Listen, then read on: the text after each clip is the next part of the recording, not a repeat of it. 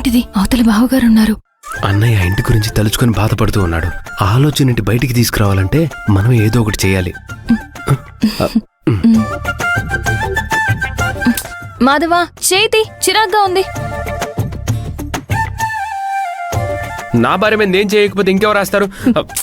భార్య అయితే మీద చెయ్యాలనుందా? ప్రశాంతంగా పడుకోవడానికి లేకుండా ముందు చేతి మాధవా.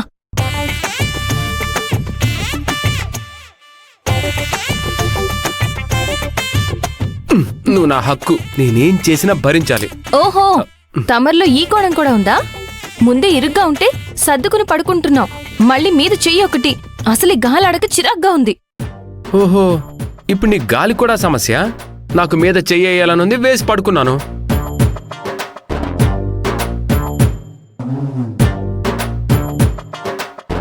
మరి నువ్వు ఇలాంటి వాడివని అనుకోలేదు మాధవా.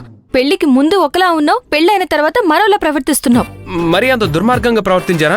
నీ మీద చేసినందుకు మాట్లాడేస్తున్నావు. చెయ్యొద్దన్నందుకే ఇన్ని మాటలు మాట్లాడుతున్నావు. ఇంకా లోపల ఎన్ని మాటలున్నాయో.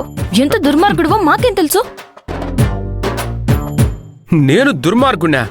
నేను ఎటువంటి వాడినా మా అన్నయ్య అడుగు చెప్తాడు. అన్నయ్య, భూమిని చూసావు ఏముంటుందో? నేను దుర్మార్గుణ్ణంట. నిన్నెవరా దుర్మార్గుడనేది? తెలియని వాళ్ళు కూడా అనుకోరు. ఈ అన్న కోసం, ఈ కుటుంబం కోసం మా అందరికంటే ఎక్కువ కష్టపడేది నువ్వే.